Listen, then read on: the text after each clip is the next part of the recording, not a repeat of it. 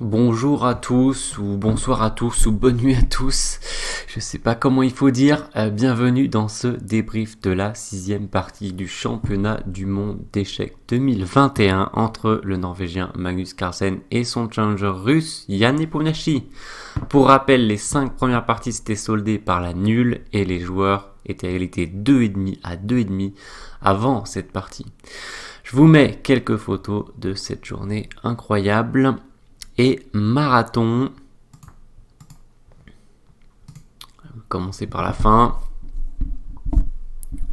Manus qui n'était pas très content au début de la partie. Parce que la pendule a été déclenchée alors qu'il n'était pas vraiment en position de faire son premier coup. Il devait d'abord enlever le coup de l'invité. L'invité qui était le maire de Moscou.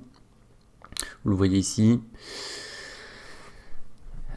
Et ça, c'est la fin de la partie. Voilà, avec, vous pouvez voir Carlsen à la fin de la journée. Il était à peu près 1h du matin sur place. À la fin de mon débrief de la 5e partie, j'avais posé la question suivante que vous avez sur l'écran. La réponse du champion, point d'interrogation. Nous avons eu une réponse. Nous n'avons pas été déçus. Une page, tout simplement, de l'histoire des échecs s'est écrite aujourd'hui sous nos yeux, puisque la partie a duré 7h45 et 136 coups, soit la plus longue partie jamais jouée dans l'histoire des championnats du monde d'échecs, en nombre de coups devant Korchnoi-Karpov 1978, dont je vous montrerai la position tout à l'heure à la fin, qui avait été joué en 124 coups. Que c'est beau les échecs classiques quand c'est joué comme ça. C'est pour ça qu'on les aime. J'ai vu beaucoup de commentateurs qui ont pris beaucoup de plaisir aujourd'hui à commenter cette partie. J'ai pris mon temps pour le débrief, avec notamment quelques références historiques. Je considère que c'est le moins que je puisse faire pour être le plus à la hauteur possible de cet événement. J'espère que ça vous plaira. Je ne sais pas combien de temps ça va durer. Peu importe, on compte plus. Voilà, quand on aime on compte pas, et quand il y a une partie comme ça on compte pas non plus. Passons à l'analyse de ce combat titanesque, l'analyse de cette 6e partie historique. Alors, je suis quand même content de la question que j'avais posée à la fin du débrief précédent, parce que je trouve que correspond quand même bien à la partie qu'on a eue aujourd'hui. Allons-y pour cette analyse. Je recommence. Deuxième version. La première version, le total de la vidéo faisait 1 heure. Je vais essayer de faire un peu plus court. Après, c'est vrai qu'il y a quand même une partie de 236 coups avec 271 déplacements. Mais je peux quand même faire plus court. Donc, je vais m'y atteler. D4 de Magnus Carlsen. Vous avez les pendules, vous avez tout ce qu'il faut. Cavalier F6. Je vais rouvrir mes notes sur le côté. Allez, vous êtes bien installés, j'espère. Cavalier F3. Il avait joué C4 lors de la 2e partie.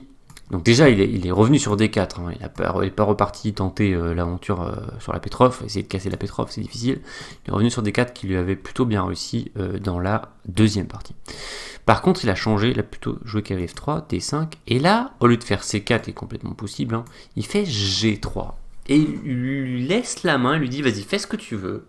Je n'attaque pas ton pion central. C'est pour ça que C4, c'est un coup beaucoup plus embêtant pour les noirs, parce qu'ils doivent réagir à l'attaque. Là, ils doivent réagir à rien du tout. Ils font ce qu'ils veulent. Et un épaule a réfléchi, il était un peu embêté, il ne savait pas trop quoi faire. Il a joué E6 au bout de 4 minutes de réflexion. Il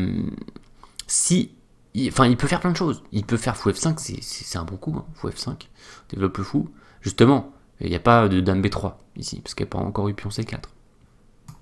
Il peut faire G6, c'est un joueur de Kornfeld. Il peut faire C5, c'est un bon coup. Il peut faire C6 s'il veut jouer en slave. Donc il peut faire ce qu'il veut. Mais finalement, il se dit, je vais faire le coup que j'ai prévu. Il se dit comme ça, si jamais il joue C4, ça fait une catalane. De toute façon, je vais réviser mon truc. Ça va. Mais Carlsen, il fait pas C4. Il faut E7, petit roc. Et là, il fait toujours pas C4, qui serait retombé dans la catalane. Et voilà, Nepomniachtchi, il aurait pu rejouer son coup de la 2e partie. Et puis montrer le sud de sa préparation. Éventuellement, mais Carlsen joue B3. Petit coup. assez son style historiquement. Jouer des petits coups comme ça, pas très répertoriés, pas très agressifs, hein, parce que là il agresse pas l'adversaire, et faire double fianchetto. C5, Nepomniachtchi attaque le centre, logique. Et là il quitte le centre en prenant, pour faire rejouer le fou une deuxième fois. Et il met son... Alors ouais, on aurait pu s'attendre à ce qu'il mette son fou en B2, mais non, il fait C4. Un coup très rare, dans une position déjà rare. Donc il n'y a pas de partie de haut niveau avec cette position précisément. D'ailleurs, Kramnik, qui a joué la Catane très très souvent dans sa vie, et aussi bien d'ailleurs avec les blancs qu'avec les noirs, il a dit franchement, cette position j'ai jamais vue de ma vie. Donc, enfin pas celle-ci, mais bien, même celle-ci c'est pas clair s'il l'a vraiment vue, mais il a dû la voir. Mais celle qui était après le 9e coup, le coup d'après, juste, il a dit j'ai jamais vu ça. D prend C de Nepo, bon, il prend le pion. Ok, les blancs ils veulent pas prendre comme ça pour se faire 2 pions disloqués, c'est jouable, hein, c'est à peu près égal. Hein. De toute façon, la difficulté des noirs ici, c'est réussir à développer l'aile dame. Soit ce serait par fou B7, soit ça serait par pion E5 pour essayer de sortir par là. Problème ici, par exemple, si on fait B6 pour faire fou B7, bon, on se prend cavalier 5 et le fou de Catalane nous frappe la tour et on perd un cavalier. Ok, donc il prend, mais Carlsen ne veut pas prendre quand même comme ça, il fait dame C2. Il cloue, donc le pion peut pas prendre. Ok, Nepo, il protège avec sa dame et lui dit, ben vas-y, prends. Et là, Carlsen a été arrivé avec une surprise, il a le cavalier BD2. Et c'est un gambit. C'est un gambit parce que les noirs peuvent encaisser le pion et il va prendre, il va attaquer le fou. Le fou va repartir quelque part, disons ici. Et là, il va avoir le choix entre mettre le cavalier là et ça va faire rayonner le fou. Et là, on voit que c'est difficile pour les noirs de finir le développement. Il peut aussi jouer le cavalier à d'autres endroits, peut-être ici pour venir cavalier C4. Quand on sera cavalier C4, on aura peut-être du petit fou A3 qui va commencer à arriver. Donc, très intéressante position. Et Nepomniachtchi, il voit le gambit, il dit ok, je connais pas du tout ce gambit. Mon adversaire l'a préparé exprès, 1h57 à la pendule. Peut-être c'est jouable, bien sûr, mais je vais pas tenter des folies. Je vais juste développer mon cavalier. Il a bien raison. Carlsen qui réfléchit longtemps ici pour prendre avec le cavalier, 12 minutes. Donc un peu hors prépa, visiblement. Ou alors il hésite. Et là, très bon coup de Nepomniachtchi, joue B5. Très bien vu ce coup dans une position qu'il connaissait pas, donc il est en improvisation, et il joue un coup assez agressif et il veut réussir à mettre son fou en face du fou de Catalane pour le neutraliser. Il gagne le tempo sur le cavalier au passage. Alors c'est bien joué de sa part. L'autre façon critique de jouer c'était E5, pour sortir ce fou par ici. Il aurait pu se passer plein de choses aussi avec le coup E5, mais il est parti sur B5. Bien joué. Cavalier C, E5. Cavalier B4, bien joué aussi. Il avait prévu ça à l'avance. Il a joué tout de suite parce que il peut pas prendre ici. Sinon il se prend cavalier prend. Et regardez le fou catalane qui se réveille, qui attaque la tour. Et là il y a un problème pour les noirs parce que la dame elle est occupée à défendre le fou qui est attaqué par la dame. Donc, par exemple on peut pas faire fou B7, qui aurait été bien sinon, parce que on va se faire prendre et on va perdre le fou. Donc ça c'est pas possible. Et ici, on peut malheureusement pas trop non plus. Alors, on peut pas mettre la tour là parce qu'on prend la fourchette. Et même si jamais on fait cavalier là pour bloquer, on se prend quand même le coup. La dame doit surveiller le fou. Dame vient là, on se prend E4 attaque le cavalier. On est quasiment obligé de prendre. Il prend. Et si on prend, on se prend ce coup et le fou est perdu à cause du clouage. Donc voilà comment perdre la partie par exemple. Après cavalier C5. Mais il avait prévu cavalier B4. Il y a eu dame en B2, un peu inhabituel.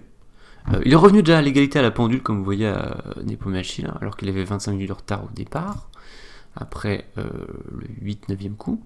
Fou B7. Donc voilà, il a réussi à mettre son fou, et il a relié ses tours même avant les blancs. Donc il s'en sort très très bien. Le pion attaque le cavalier rentre chez lui. Et il recule, cavalier D3. Le fou repart. Il sort son fou, la tour se met sur la colonne ouverte, et il prend sur F6. Et là, un moment critique, Nepomniachtchi a le choix entre mener la partie dans deux directions différentes. Soit il échange les dames, soit il les échange pas. S'il échange, les blancs sont quasiment obligés de prendre, et Franchement, cette position pour le noir, elle est très bien. Ils ont la paire de fous. Le petit défaut de structure, c'est pas bien grave, parce que finalement, les pions contrôlent toutes ces cases, empêchant notamment ce cavalier d'avancer par là. Donc, très bonne position. Limite, on peut dire que les noirs seraient mieux ici, ou symboliquement mieux, avec leur paire de fous, et franchement, ça va. Il peut faire ça, c'est confortable. Il se dit qu'il préfère avoir la même position, mais avec les dames. Donc il est un peu plus ambitieux. Peut-être il se dit que la pression de la dame ici, qui oblige la dame et la tour, au moins une des deux, à rester là, ça peut être intéressant. Et son roi, on peut considérer qu'il est plus faible à cause de pion prend. Finalement, c'est très dur avec les blancs, si on essaie de trouver des idées, de trouver comment l'attaquer. Donc, très intéressant, et il est ambitieux. Tour AC1 des blancs, cavalier D4, échange. Et là, c'est moche parce que la dame elle doit protéger le pion, voilà, avec cette pression. Donc c'est pour ça qu'il a gardé sa dame. Et bah franchement, elle est juste très mal placée, cette dame blanche sur A2. C'est triste. Hein. Les noirs éliminent le foot catalan, donc tous les voyants sont ouverts pour les noirs. La dame noire, maintenant qu'elle a fait son travail, elle aurait peut-être pu aussi rester un peu, hein, mais il préfère la changer de diago. Il fait échec et il se met au plein centre. Ouais, c'est vrai que c'est tellement tentant aussi d'amener la dame. Regardez les noirs, ils ont dame au centre, fou au centre, tour sur une colonne centrale ouverte. Très très bien la position des noirs. Rien à dire. Très bien sorti l'ouverture Nepo ici, malgré la prépa de Carlsen. Dame C2, A5, ok. Tour FD1, roi G7, tour D2. Coup malin de Carlsen, mais joué après 23 minutes de réflexion. Ça c'est beaucoup par contre. Parce que maintenant il lui reste 23 minutes pour faire 15 coups. C'est pas énorme, hein. La pendule ne remonte pas là. Hein. Elle va remonter qu'à partir du 61e coup de la partie. Et là, une invitation à faire ça avec les noirs. Et l'invitation est acceptée par Nepo au bout de 5 minutes de réflexion. Il accepte de se faire troquer les deux tours contre une dame. Et c'est très dur de savoir ce que ça va donner. Donc, les deux joueurs qui rentrent dans cette position, matériel asymétrique, donc deux tours contre une dame, c'est objectivement équilibré, mais le fait que les joueurs n'aient pas le même matériel, deux tours contre une dame, ça pimente vraiment la partie. Et les deux joueurs étaient en recherche de déséquilibre. Parce que Carlsen, il a invité Nepo à le faire, et Nepo, il a relevé le défi. Donc ça ne le dérangeait pas. Les deux joueurs qui sont d'accord pour aller chercher un déséquilibre, voilà, après les 5 premières parties nulles, bah, ils sont plus en train de pousser tous les deux, quoi. Hein. C'est ça qui a chauffé aujourd'hui aussi, c'est que les deux étaient ok pour pousser un peu chacun leur tour. Dame D5, c'est plus Nepo au final qui a poussé aujourd'hui, ce qu'il n'avait pas trop fait depuis le début du match, un peu dans la 5e. Donc il a peut-être pris la confiance aussi avec les parties 4 et 5 là, et il se dit bah finalement il est peut-être prenable ce Magnus Carlsen, pas si incroyable non plus en match. Puis nous rappelons qu'il a quand même un score historique de 4-1 en partie lente, même s'il y a genre 2 parties qu'ils ont joué quand ils étaient petits, en moins de 12 ans, mais quand même c'est un des seuls joueurs au monde à avoir un score positif contre Carlsen en partie lente. Puis lui c'est sur un nombre de parties assez conséquent quoi. Donc, il attaque le pion avec sa dame. Ok, là, le pion avance. Il fait A4, voilà. Là aussi, il montre qu'il veut plus qu'une liquidation quoi, des pions, par exemple. Il peut faire ça, c'est égal. Hein. Mais il avance et il se dit, ouais, comme ça, peut-être qu'à un moment, je pourrais choper ce pion et j'aurai un pion à 3 cases de dame. C'est pas faux. Pion E3 de Carlsen. Alors, c'est pas mal, mais regardez, ça lui a coûté du temps. Il lui reste que 9 minutes après ce coup et il doit faire encore 11 coups avant de récupérer 1 heure. Nepo qui joue fou E5, il avait une première occasion de jouer fou B2 ici, c'était un bon moment. Je regarde mes notes pour voir si la variante est vraiment importante. Ouais, c'est un peu... Vous pouvez la voir dans le PGN. En fait, ce qui est assez rigolo, c'est que si le cavalier prend, la dame prend la tour, et si la tour prend, la dame prend le cavalier, mais en plus elle attaque le pion, et si la tour défend, la dame fait la double attaque entre la tour et le roi. Donc les blancs doivent faire ça avant d'éventuellement prendre le fou. Ok. Donc fou E5 a été joué.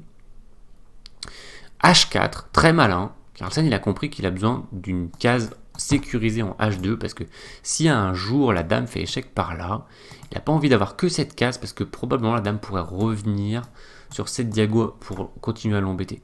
Et là, le roi n'a pas envie d'aller là-bas, ou il a ni envie de faire pion F3, parce que ça va fragiliser son roi. Bien vu, H4. Nepo qui joue H5 après 4 minutes de réflexion, un choix difficile. Il préfère mettre le pion en opposition. Le souci, c'est que c'est vrai que si un jour les 2 tours arrivent comme ça à se doubler, alors c'est ça d'ailleurs qu'il faut expliquer dans le combat de 2 tours contre une dame, un grand combat du jeu d'échecs, le joueur qui a les 2 tours, son but c'est qu'elles soient bien coordonnées, qu'elles travaillent ensemble, les deux. Donc soit sur une colonne, soit sur une rangée. Par exemple, si on met les 2 tours ici, bon, sans compter qu'il soit là, mais ce serait génial parce qu'on peut attaquer ici. Si on met les 2 tours là, on peut essayer d'attaquer le roi. Par contre, s'il y a un pion là, il peut essayer de se cacher avec son pion. Alors que quand le pion il est plus là, ouf, s'il y a les 2 tours qui arrivent là, c'est quasiment échec et mat. Voilà. Donc H5 c'est discutable, et puis aussi le pion lui-même est un pion isolé, il peut être faible, un jour une tour peut arriver sur la 5e, ou le cavalier sur F4 pour l'attaquer, ça c'est vu dans beaucoup de variantes. Donc, est-ce qu'il pouvait faire son H5 ? Ce serait à analyser. Ça aurait été quand même peut-être une meilleure idée de ne pas le faire. Roi H2, c'est facile à dire après coup, pardon, Roi H2, donc il cache son roi sur cette fameuse case où il est bien sécurisé, et il fait le fou B2 mais à contre-temps, et bon là il faut juste dire que à partir de là, jusqu'au 40e coup, on est au 31e, les 2 joueurs vont avoir peu de temps, alors Carlsen encore pire que Nepo, là, parce qu'il a 3 minutes, mais Nepo, son temps va fondre aussi, vous allez pouvoir suivre l'évolution des pendules au fil des coups. Et il a 3 minutes pour faire 9 coups, Carlsen ici, donc il ne faut pas du tout qu'il traîne, et ça va expliquer ses erreurs, et aussi les erreurs de Nepo. Alors Nepo, lui, il y a 2 explications, il n'avait pas beaucoup de temps certes, et aussi il a voulu jouer pour plus, il en voulait beaucoup dans cette phase de jeu là. Donc tour C5, on peut saluer son attitude d'en vouloir, et de pas juste jouer défensif. Donc la tour attaque la dame vient là, la tour recule, voilà, ça c'était une erreur par exemple de Carlsen. La ligne qui était super sympa, c'était tour là, fou prend, et cavalier là. Mais en fait c'est hyper dur parce qu'il faut qu'il abandonne les 2 pions pour aller jouer contre le roi. Le coup tour D7 ici qui menace ici, et pour doubler les tours et attaquer à fond. On peut montrer que c'est pas du tout simple. Enfin là je crois que j'ai pas spécialement... Non, là, on n'a pas spécialement d'illustration. Par contre, on va montrer l'autre ligne où il fait Dame E7. Et là, on pourrait se dire, on va perdre ce pion, qu'est-ce qu'on obtient ?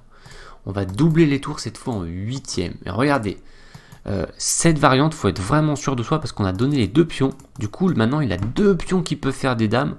Et nous, on n'a plus rien pour les arrêter quasiment.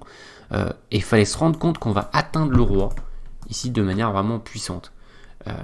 Donc la ligne ce serait F5 pour essayer de partir, cavalier qui empêche le roi de partir, le roi vient là et on fait tour là qui menace mat. Le roi essaye de sortir, hop, le roi essaye de sortir par là, on dit non, donc c'est le gardien, technique du gardien, j'avais montré dans une vidéo, je vous montre, je vous mets le lien, tentative de sortie, mais en fait le roi ne sort jamais de là et c'est échec et mat. Ça c'était hyper dur quand même comme variante, surtout avec peu de temps. Carlsen il n'avait pas le temps de calculer ça. Il avait 3 minutes. Déjà avec du temps, ça aurait été pas facile non plus, mais il aurait eu une chance de le trouver. Fou prend, tour prend, dame D7, tour C5. Donc là les joueurs ont très peu de temps et la position est extrêmement compliquée à calculer. C'est là où Nepomuk peut juste prendre le pion. De toute façon le cavalier ne peut pas prendre sinon il pique la tour. Mais il se dit, est-ce que je peux pas faire mieux ? Jouer sur clouage peut-être, et le pion de toute façon il va pas s'envoler puisque c'est cloué. Il se dit c'est cloué là, il se sent plutôt dominant, et il joue E5. Par contre ça lui coûte 4 minutes, il a plus que 3 minutes lui aussi, donc 2,30 contre 3,30 quoi. Il reste encore 5 coups à jouer, c'est long 5 coups dans une position comme ça, très géométrique avec plein de tactiques, les 2 tours, la dame, il y en a de partout, c'est dur. Il joue tour C2, petite erreur. Il fallait plutôt qu'il fasse E4 pour stopper le pion. Mais il y a plein d'erreurs qu'on peut faire ici. Vraiment, il y en a de partout, quoi. Vous pouvez les trouver dans le PGN. Sur le site Europe Échec. Tour en C2. Ok, il lui reste 1 minute 10 pour les 4 prochains coups. C'est très peu. Dame D5. Ouais, pour la deuxième fois, il prend pas le pion. Plus surprenant la deuxième fois. Il continue. Ouais, il en veut beaucoup quand même, sans doute un peu trop. Après, c'est très dur ces variantes. Il fait Dame D5, tour D en D2. Voilà, maintenant Carlsen, il relie ses tours Les deux tours travaillent ensemble, elles se protègent, et il protège ça, donc maintenant c'est trop tard pour Nepo pour le prendre avec le fou. Il fait dame B3, tour à 2, et là, dernière petite imprécision de Nepo, il fait E4, bon regardez les joueurs en 30 secondes à la pendule, c'est la panique, ils doivent jouer encore 2 coups chacun. Il avait une 27, bon, il fallait qu'il prenne là, et il devait calculer des trucs, est-ce qu'il va perdre le fou? Il fallait qu'il se rende compte que là-dessus il peut faire ça, et s'il prend après il gagne la finale. Et que ok, il devait aussi juger qu'est-ce que ça donnait la finale, celle-ci, par exemple. Et se rendre compte que ça faisait nul, parce qu'il a son pion ici. On va voir après dans la partie que ce pion va disparaître. Et du coup, ça va tout changer. Donc, il envoie son pion. Et, alors, est-ce qu'il a raté la variante ou il l'a mal jugé ou quoi?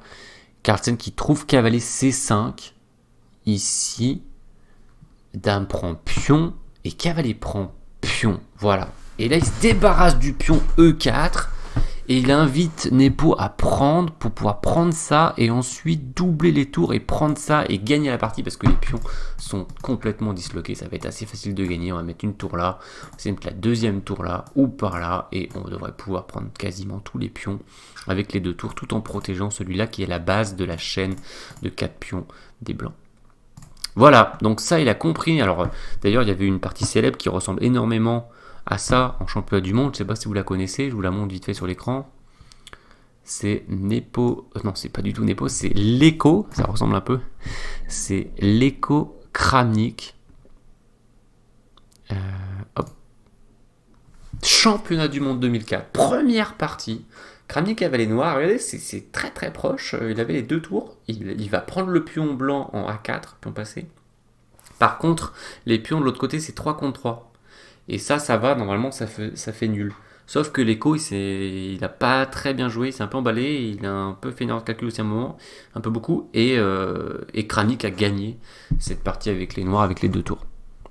C'est assez passionnant comme partie. On revient. Donc Nepo, il a compris qu'il ne pouvait pas tenir cette finale comme ça, donc il n'a pas pris au 40e coup, il avait que 25 secondes, mais il a bougé sa dame. Ok. On arrive au 40e coup, les joueurs peuvent respirer, ils récupèrent 1 heure, comme vous voyez sur les pendules. Donc ça c'est la bonne nouvelle pour eux, parce que c'était hyper stressant, hyper dur à jouer. Ça reste dur à jouer, mais au moins, ils ont 1 heure à la pendule.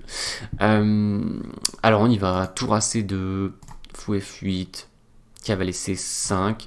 Là il ne peut pas prendre, sinon pareil, il va se faire dévorer le pion là, avec les deux tours. Les deux tours, elles vont faire qu'une bouchée, puis après, il va pouvoir gagner. Donc, il comprend qu'il ne peut pas prendre le cavale.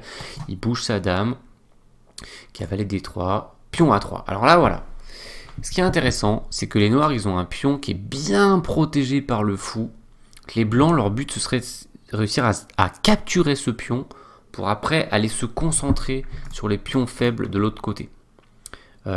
C'est facile à dire, c'est pas facile à faire. Il va y avoir beaucoup de manœuvres et beaucoup de réflexion aussi. Vous voyez que Carlsen est déjà descendu à 34 minutes. Ok, on avance. Dame là, il bloque. Fou B4 attaque la tour se met là. Roi H6 protège le pion. Dame A4. Là, il n'y a pas grand chose à dire. Voilà, il met ses deux tours en face. Alors maintenant, il pourrait avoir un plan de faire cavaler là, cavaler là, cavaler là, et essayer de prendre ce pion. On va voir que malheureusement c'est pas aussi simple que ça. Il va faire roi G1 d'abord. Oui, alors petite astuce d'ailleurs qu'il ne peut pas faire ça parce qu'il se prendrait ce coup qu'on va retrouver un peu plus tard dans la partie parce que le pion G3 est cloué par le fou, donc il ne peut pas prendre la dame. Donc il enlève d'abord son roi, la dame se met là. Maintenant il fait cavalier 2, la dame se met là. Il fait cavalier D4, roi H7 et regardez ici. Malheureusement il ne peut pas faire son plan de cavalier C2 pour dévorer le pion parce qu'il se prendrait fou là. Attaque la tour, et si il prend sur A3, il perd son cavale. Du coup, il est embêté, il doit bouger sa tour, ça lui casse tout son plan. On peut montrer peut-être tour E1. Ouais, il se prend dame B3 ici, et il est cuit. Donc, on peut perdre aussi si on fait pas attention avec les blancs. Hein. En faisant un plan pour gagner, on peut perdre, c'est le problème. Roi H2, il remet son roi là-bas. La dame revient menacer là. Ok, et là, en fait, Nepo... il a été peut-être un peu négligent ou l'a mal jugé. Il a joué vite ce coup. Il s'est dit, de toute façon, j'attaque le pion. On va sans doute rebouger son roi et je veux remettre ma dame ici. Et c'est un moment critique. C'est une erreur parce que il laisse Carlsen faire un joli coup pour progresser dans la partie. Si vous ne l'avez pas vu, vous pouvez mettre la pause pour essayer de le trouver avec les blancs. Eh bien, il a trouvé qu'il pouvait prendre, sacrifier sa tour, sacrifier une qualité pour le pion passé et le fou. Et Nepo qui s'est rendu compte que... Enfin, il s'est rendu compte. Ouais, il a pris le pion là-bas, du coup, mais il s'est rendu compte où il avait mal jugé avant, que cette finale était terrible à jouer pour les Noirs. Voilà, les Blancs sont débarrassés du pion, maintenant ils vont pouvoir aller mettre toute leur force là-bas. Le seul truc qu'ils ont à protéger, c'est ce pion. Franchement, ils vont y arriver. Et après, ils vont organiser la tour et le cavalier pour aller attaquer les pions. Et normalement, les Blancs vont gagner ça. Donc les deux joueurs étaient d'accord avec ça, et Nepo a pris plutôt le pion. Roi G1, Dame E4. Ok, je montre juste une variante marrante, c'était sur Dame G4, une variante très sympa. Donc, une des idées des noirs, ça peut être sacrifier pour prendre un maximum de pions ou faire H4. Tour A4. Maintenant, s'il fait H4, il peut se prendre un coup de cavale et perdre son pion. Un coup comme ça, par exemple, ou ailleurs. Donc, admettons que les noirs sacrifient maintenant. Je crois que c'est ça la variante que je veux vous montrer. Voilà, on y va. Il peut faire aussi fou E5, c'est pas très clair, hein, cette variante, cette position, en fait, avec fou 5. Mais s'il sacrifie, par contre, prise, donc double attaque, roi bouge, prise. Regardez cette position, complètement atypique. 2 tours cavalier contre dame 3 pions. Il se trouve que 2 tours cavalier contre une dame seule, ça gagne. Je dis pas que c'est facile, hein. Ça gagne par la théorie. Là, il y a 3 pions, mais c'est pas 3 pions très fringants. Il y a une paire de pions doublés isolés et un isolé. Ils sont pas très avancés. Si les blancs ils arrivent à s'organiser, normalement, ils vont réussir. Et ils risquent de dévorer les 3 pions au long cours et de gagner cette partie. Donc ça, c'est une variante spectaculaire. Il a fait Dame E4 à la place. Il y a eu tour A4, Fou E5, il cloue. Alors, il y a des complexités encore ici, c'est terrible, c'est infernal. En plus, les joueurs, 12 minutes contre 22, il faut encore qu'ils fassent 5 coups. Ok, cavalier E2, dame C2. Il y avait dame D3 aussi qui était jouable. Des variantes, je montre juste des petites idées comme ça. Par exemple, dame D3, tour 1 A2. Il faut calculer des coups comme ça, qui coupent la liaison de défense, et la tour peut pas prendre, sinon c'est échec et pique. Et après... c'est plus tout comme tout à l'heure parce qu'il n'y a plus le pion là. Ça change le truc, ça ferait plutôt nul. Ok, il fait dame C2 à la place, tour A2, dame là, roi G2, dame D5. Allez, on avance. Échec au roi. Il bouge son roi. Non, il bouge son pion. Ouais. Il faut bien réfléchir avant de bouger le pion, mais ok, il se dit ça va le faire. La dame vient en D1 et il bouge l'autre pion sur le 60e. C'est un peu compromettant. Il aurait pu le faire plus safe, comme ça. Après, c'est dur de prendre une décision, parce qu'il avait aussi ce coup, sachant que la dame peut passer derrière. Il avait aussi ce coup, mais il pouvait se prendre ce coup en intermédiaire si le roi prend. Dame prend, il peut faire ça en intermédiaire, mais la dame peut défendre. C'est enfer, en fait. Hein. Le nombre de trucs qui peut se passer ici, c'est énorme. La tour, à un moment, peut glisser là. Ok, il fait F4, il attaque le fou. Le fou repart. Ok, 60e coup est atteint, les joueurs récupèrent 15 minutes, vous l'avez peut-être vu à la pendule. Voilà. Et 30 secondes par coup, très important. Donc on rentre dans la dernière phase temporelle de la partie. Ils ont plus de temps qui revient maintenant, c'est fini, ils ont que les 30 secondes à chaque coup. Roi F2, fou B6, et le problème de ce fou, c'est qu'il y a une pression très désagréable sur ce pion pendant assez longtemps. Tour A1, dame B3, tour là, ok, il protège. C'était attaqué. Alors là, ça va manœuvrer très sévèrement pendant assez longtemps. Les 15 prochains coups, j'ai pas grand chose à dire. On y va. Il double, voilà. Il essaie d'organiser ses tours ensemble hein, pour essayer d'aller toucher le roi. Mais son problème, c'est qu'il doit défendre aussi celui-là. Dame B4, tour là. Fou A5. Ok, son problème aussi maintenant, c'est qu'il y a une menace ici. Le roi doit rester collé au cavalier et après échec et gagne le cavale. Donc il ramène sa tour en bas. Fou attaque, tac. Il attaque le pion, dame là, et là il peut pas prendre parce qu'il perdrait celui-là, et même il perdrait en fait la tour par une double attaque. Donc il fait tour là-bas, il repart en fait, il abandonne son attaque, dame là, il remet ses tours en haut, la dame s'infiltre par en bas, c'est incroyable hein, la position, la finale. Ok, il revient, il se décale, il attaque le fou. Ok, le fou vient là. Il attaque le fou par l'autre côté. Le fou vient là. En fait, il lui tend des petits pièges discrètement. Bon, évidemment, il sait qu'il va tomber dedans, mais il attaque la tour en fait. Et il sait que le Carlsen ne peut pas le clouer, ce qui pourrait être une bonne idée, on menacerait ça aussi, parce qu'il prendrait une découve. Et là, il perdrait la tour et ça ferait nul. Donc, à la place, il fait tour E5, attaque la dame qui vient repressuriser ici, donc il peut toujours pas prendre là. Elle attaque la tour de toute façon, donc il sauve sa tour. La dame vient sur C2, il lui dit vas-y, cloue-moi, tu peux peut-être gagner le fou. Non, tu peux perdre ta tour aussi. Donc ok, il fait pas. Il fait tour B5 plutôt, il va plutôt essayer de s'en prendre au pion comme ça. Fou va sur A7. Là, il va répéter les coups pour gagner du temps à la pendule car il a que 1 minute 30, vous voyez. Donc il fait ça. Le fou revient. Il est remonté presque à 2 minutes, bon, vite fait. Et il prend ce pion. Et là, on se dit, ok, ça commence à s'écrouler la position des noirs, parce qu'il a réussi à prendre celui-là sans perdre celui-là. Et après, peut-être faire un échec, prendre l'autre, enfin prendre tous les pions, et ça a l'air d'être la fin. C'est pas la fin. Dame D3, attaque le pion. Ok, et pression sur les 2 tours. Du coup, problème. Ici, moment critique. Le dernier, on peut dire. Vrai moment critique de la partie. S'il fait ça, il se prend une déviation. Et s'il perd sa tour là-bas et ça fait nul. Il peut faire échec intermédiaire. Le roi ne doit pas aller sur H pour ne pas perdre le H sur échec. Il doit se cacher ici. Maintenant, il peut mettre l'autre tour pour défendre. Il se prend plus de coups de tactique. Il y a F6 fourchette, mais ça marche pas très bien parce qu'il y a clouage. Sauf qu'il se prend quand même une déviation au final. Et s'il prend, il perd sa tour et ça fait nul. Donc vous avez, juste pour vous donner un petit aperçu de ce qui peut se passer ici, sachant que Carlsen il a 1 minute 58 à la pendule, et il doit calculer ce genre de truc.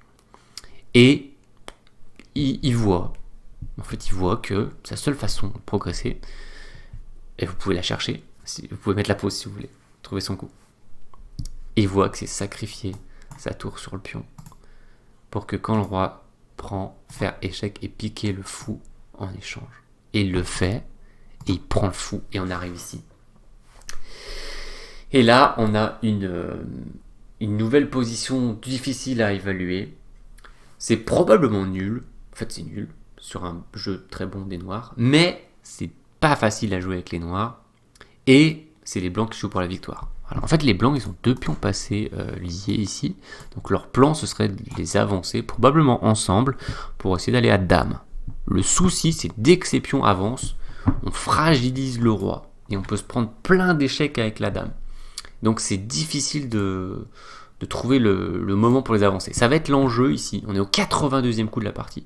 Ça fait plus de 6h30 qu'il joue. Ouais, 6h45 je pense ici de jeu. Dame D5, la dame au centre. Allez, donc lui, il empêche le pion d'avancer. Les 2 pions ne peuvent pas avancer. Si ce pion ne bouge pas, les blancs ne vont pas gagner la partie. Ok. Échec. Allez. Et dès qu'ils font des coups un peu pour tourner en rond, ou qui refont les mêmes coups, vous inquiétez pas, c'est normal, les joueurs ils veulent récupérer, les 2 joueurs, hein, parce qu'une épaule n'a pas non plus beaucoup de temps, 5 minutes, ils sont ok pour récupérer 30 secondes, alors il faut qu'ils notent leur coup aussi à chaque fois, donc ça déduit, mais ok, roi H7, tour A1, roi G6, cavalier D4, il va mettre son cavalier sur F3, alors attention, hein, faut pas le mettre trop vite, sinon on se prend la petite double attaque, ok, il se met là, la dame qui s'infiltre, échec, ça mange pas de pain, et il met son cavalier sur F3, cavalier qui empêche l'échec. La dame qui n'a pas d'échec. Cavalier bien placé et qui peut lui-même donner des échecs. Est-ce que j'ai laissé passer le moment où il y avait un petit roi F5 sympathique? Ouais, je peux pas tout vous montrer. Hein. Ouais. À un moment ici, il pouvait tenter l'aventure, s'il voulait. Il pouvait essayer d'aller se réfugier là. Ça passait, mais franchement, ça faisait flipper, quoi. Parce qu'il était dans un réseau de maths, à 2 doigts de se faire mater. Donc, je comprends qu'il ait préféré reculer.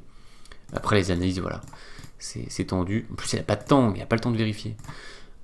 Donc on y va, on refait les coups qu'on a fait tout à l'heure. Dame B1, okay, regardez ce qui se passe. Il empêche l'avancée des 2 pions. D'ailleurs, bon, de toute façon, il faut plutôt qu'il avance le E pour mettre côte à côte avec le F pour qu'après il continue à avancer plutôt que de lancer le F tout seul, sur le principe. Sauf s'il n'a pas le choix. Ok, donc là, il se prépare à couvrir un échec avec la protection du cavale. Par contre, il peut toujours pas avancer là. On avance. Moi aussi, j'avance mes notes sur le côté. Ok, échec. Il couvre. La dame se met là. Allez, vas-y, essaie d'avancer si tu peux. Ok, il dit, bah non, je vais avancer comme ça. Et on lui dit, bah vas-y, essaie d'avancer, t'es cloué. Ok, il bouge. Il attaque. Il protège. Il fait le tour. Et il lui dit, non, non, t'avances pas. Échec, hop, échec. Hop. Il revient. On dirait que c'est... ils ont refait exactement la même chose. Et que ça n'a pas avancé. Échec, échec. Il fait un petit tour. 2 minutes contre 5 minutes. Il remet la dame sur H. Il lui redit, bah non, t'avances pas. Échec. Cavalier F3. Il lui dit, bah peut-être vais-je avancer. Non. Interdit. Tour D7. Et là, il comprend qu'il faut mettre le cavalier sur E2. Okay, il sauve sa tour. Il sauve sa tour. Il sauve sa tour. Et il met son cavalier sur E2. Et là, il voit qu'il a protégé sa tour et qu'il va pouvoir faire ça enfin. Donc, moment critique, il avance. E4, on est au 110e coup de la partie. Il lui reste 1 minute 09 avec 30 secondes par coup. Dame H1. On est au 110e. Je regarde mes notes. Ok, on avance. Échec. Il reprotège. Il avance. Et voilà. Un petit moment où ça va changer quelque chose. Les pions vont s'échanger. Échec intermédiaire et il prend. Voilà la dernière partie dans la partie. Parce que c'était une partie, mais il y en a eu plusieurs à l'intérieur. Comme vous remarquez, plein de choses différentes dans cette partie. C'était tellement passionnant. Et on rentre dans la dernière phase. C'est cette finale tour de cavalier-pion contre une dame.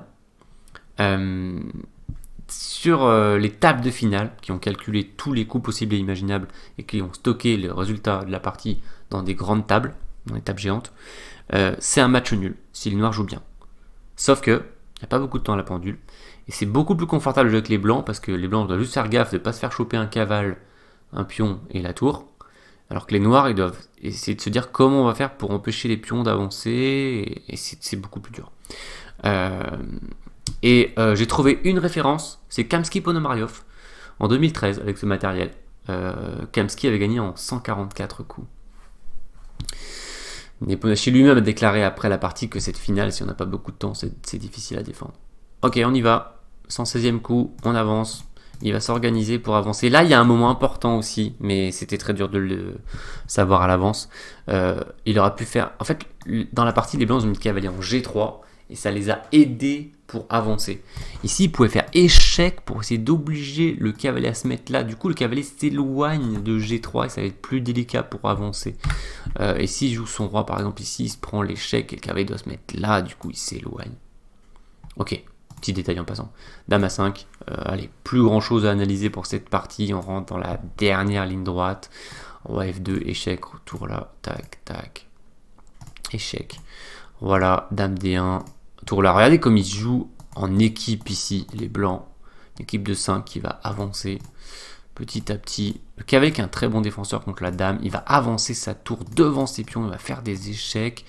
Et il avance. Et il s'est assuré, bien sûr, que sur l'échec, sa tour était protégée par le cavalier. Ok, dame à 2 échecs, voilà, roi bien caché. Et là, l'erreur finale de cette partie de Nepomuceno, il cloue la tour. Erreur, bon, difficile de savoir, c'est une erreur. Il se trouve que selon l'étape de finale, il fallait plutôt qu'il laisse sa dame ici, que sur ces deux cases, pour faire nul selon la théorie, dans cette position. Il y avait 3 minutes pour trouver ça, bon, très dur de choisir. Le principe, si je comprends bien, c'est que le cavalier est occupé à contrôler des cases pour empêcher des échecs de la dame si le roi commence à monter. Et du coup, comme il est là, il peut moins intervenir pour aider la tour et les pions à faire promo, si la dame reste plutôt en bas. Voilà, dans l'idée. Donc lui, il a cloué, du coup il monte, échec, et il couvre avec le cavalier. Et du coup, le cavalier avance, et on va voir que ça va faire toute la différence. La dame est à l'E3 également, alors que si elle était derrière, ce serait bien pour faire des échecs. Pion E6, il donne sa tour, mais il y a la fourchette royale, et ça gagnerait. Donc, Nepo joue dame G6, 1 minute et quelques chacun. Tour F7, le coup décisif.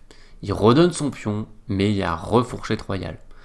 Et il se met sur la 7ème pour bloquer le roi et aider le pion à avancer. Donc si la dame prend échec, roi prend la tour, certes, roi prend cavalier, certes, mais il reste un pion. Roi là, menace roi là, opposition et gagne. D'où l'intérêt de connaître ces finales élémentaires. Tour F7, donc il a joué roi D8 pour pas se prendre l'échec du cavale. Et là, il a fait pion F5, c'est bien joué. À noter d'ailleurs que, regardez ici, s'il faisait échec de manière assez étonnante, les blancs gagnent s'ils font roi G4 ou tour G5, mais pas s'ils font tour F6. Et ça, c'est quand même chaud à comprendre. Voilà, j'ai mis quelques variantes comme ça dans le PGN si vous êtes intéressé par les détails de cette finale. Il y a de quoi faire. On va pas les montrer ici, on va montrer la fin de la partie. Oui, aussi par exemple, juste pour dire que c'est ce que je vous montrais, que quand il a fait F5, s'il faisait cavalier d'abord en G7, il se prenait échec. Et là, c'est une galère parce que le roi doit descendre, il va se reprendre d'échec, etc. Parce qu'il peut pas mettre son cavalier parce que maintenant il perd le pion et il n'y a plus la fourchette royale et ça fait nul. Voilà, donc on peut glisser au dernier moment. Hein. Plusieurs façons de glisser, mais Carlsen ne glisse pas. Il fait pion F5, la dame descend et il fait le dernier coup de cette partie que j'ai sélectionné comme le coup du jour. 136e coup, cavalier en G7, prépare la poussée du pion à la promo ici soutenue. Et quand la dame va faire des échecs, eh bien on va juste aller se planquer avec le roi derrière le cavale et la tour. Regardez l'équipe des blancs qui est passée du bas de l'échiquier à tout en haut. Et maintenant rien ne peut empêcher le pion de filer. Ça va coûter la dame et la partie. Voilà pour cette partie historique. 136 coups, 7h45 de jeu. La première victoire en partie lente en championnat du monde depuis 2016. Il n'y en avait pas eu en partie lente. Championnat du monde 2018, Caruana Carlsen. Donc ça date de Karyakin Carlsen 2016. Et la plus longue partie de l'histoire des championnats du monde d'échecs. Et Magnus Carlsen qui prend la tête pour la première fois dans ce match. Et on va faire le bilan de la journée. Je vais vous montrer les moments clés de cette partie. Si vous voulez les lire, je vous invite à mettre la pause. C'est un peu plus long que d'habitude, évidemment. J'ai quand même réussi à faire rentrer à peu près dans un écran. Je vous invite à mettre la pause si vous voulez lire. Et nous, on va mettre le score plutôt que les pendules. J'ai des choses à vous montrer pour la fin de cette journée. En tout cas, ça fait maintenant 3,5, 2,5 pour Carlsen. Je mets le score là-haut. La réponse du champion, elle est là. Alors, partie historique, les records des parties les plus longues en championnat du monde. C'était Korchnoi-Karpov, 1978, 124 coups. Et vous avez les autres sur l'écran.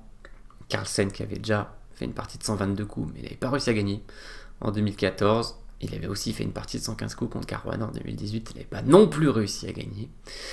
Et on avait une seule victoire finalement dans ces 7 parties de plus de 100 coups de championnat du monde. C'est celle de Garry Kasparov contre Karpov. Alors je vais vous montrer vite fait la position de l'ancien record. Korchnoi-Karpov, 1978. C'était cette position. Korchnoi avait les blancs. Et il a essayé de gagner ça alors que c'est le mauvais coin. C'est-à-dire que le pion A3, il va aller en A8. Et comme c'est une couleur blanche, A8 et que le fou est de case noire, il ne peut pas gagner.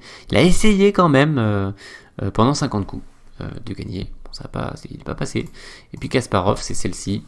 Les connaisseurs de l'histoire des échecs reconnaissent certainement cette position. Elle a été jouée en 1990 dans le championnat du monde, à Lyon d'ailleurs, cette partie.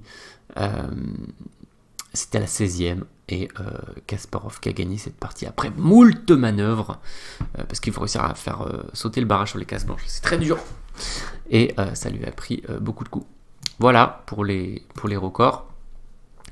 Eh bien, ça a été complet pour la partie historique. Une énorme satisfaction pour Carlsen, qui n'avait plus mené en championnat du monde depuis 2014. Je crois que j'ai la photo, voilà, de Carlsen juste après le dernier coup, juste après que les feuilles soient signées. Donc le soulagement. Il avait plus gagné depuis... non, il avait plus mené en championnat du monde depuis 2014. Et il avait plus gagné depuis 2016. Imaginons à quel point il doit être soulagé et son état d'esprit. Alors coup de massue pour Nepomniachtchi, qui n'a franchement pas démérité dans cette partie. Il a même fait le jeu, il a cherché des équilibres, il a joué pour le gain avant le 40e coup. On dit qu'il faut être 2 pour faire une partie d'anthologie, c'était clairement le cas ici. Donc on peut saluer son attitude. Je crois pas par exemple qu'un Karyakin aurait eu la même véhémence que Nepo. Et puis on peut saluer son opiniâtreté en défense aussi, parce que c'était très dur à défendre, et il y en a beaucoup qui auraient craqué beaucoup plus tôt que le 136e coup, je pense. Allez, je vous mets une capture d'écran de la conférence de presse au moment où Maurice Ashley il annonce la fin de la conférence de presse. On dit qu'une image vaut 1000 mots. Regardez la tête de Nepo et la tête de Carlsen au moment de quitter cette conférence de presse. C'est éloquent. Je vous mets le tweet de Magnus Carlsen. Il a juste mis « Yes ». Voilà, on sent la satisfaction et le soulagement juste derrière ces 3 lettres. Alors, je vous fais pas un point prépa ni forme, hein, ça manquerait de sens après la partie du jour. Je dirais juste que Carlsen est venu avec une belle idée dans l'ouverture, mais Nepo a très bien réagi, même s'il connaissait pas. Sur la partie, ils ont tous les deux montré des belles choses. Et Nepo était un peu moins précis, certes. Le petit dame 4 qui laisse tour pour un 3 par exemple. Bon, avant le 40e, c'est parce qu'il en a un peu trop voulu. Et puis après le 60e, c'est parce que la finale était juste très pénible à défendre. Il a franchement déjà très bien défendu, quoi. Allez, on se projette sur la 7e partie. Le débrief est pas interminable. Ça va, franchement, je pouvais pas faire plus court. Enfin, je pouvais, mais il faudrait que je refasse un 3e enregistrement pour essayer de gratter quelques minutes. Bon, je lâche l'affaire. Il est 4h du matin ici. Passé. Donc, partie 7. Alors, à quoi s'attendre à la partie 7 ? Pour moi, c'est très simple. La question, c'est dans quel état physique et mental va être Nepomniachtchi ce samedi, moins de 16 heures après la fin de la 6e partie. Il faut qu'il se dise qu'il lui reste encore 8 parties pour revenir dans ce match. Mais bon, c'est dur hein, mentalement. Alors je vous mets des citations d'ailleurs à la fin de la conférence de presse quand Maurice Ashley lui a posé la question comment comptez-vous rebondir, il a dit j'espère avec style. Bon, ça serait beau, hein. Mais c'est aussi ce dont sont capables ces joueurs du top du top. Ils sont capables de rebondir après une partie comme ça. C'est ça qui est fou, quoi. Donc on va peut-être avoir un rebond, même si franchement quand on se pose la question psychologiquement on se dit c'est fini, quoi. Comment il peut revenir après ça? Mais on va voir, c'est la question. Donc je vous laisse prendre connaissance des citations si vous voulez mettre la pause pour les lire. Et puis on va mettre la question. On aura peut-être une espagnole, mais c'est une question secondaire pour moi. C'est plutôt dans quel état il sera demain pour rejouer aux échecs. Après avoir perdu ça, après avoir été si proche de la nulle et si proche de... Même il a avoir eu des chances de gain avant le 40e, quoi. On va mettre un Nepo dans quel état ? Point d'interrogation. Voilà la question pour cette 7e partie. Cette 7e partie qui aura déjà lieu ce samedi à partir de 13h30. Ce sera à suivre en direct sur le site Europe Échecs via l'interface de retransmission. N'hésitez pas à aller lire les articles dédiés avec de nombreuses citations des joueurs, de commentateurs et des textes explicatifs. Vous avez aussi mes PGN commentés en détail si vous voulez en savoir encore plus. Si vous avez des questions au sujet de cette partie ou au sujet du match, n'hésitez pas à les poser en commentaire. Si vous avez aimé ce débrief, n'hésitez pas à mettre un pouce bleu et à partager la vidéo. Merci de votre attention et je vous dis à demain pour la suite de ce championnat du monde 2021 passionnant. Ciao, ciao!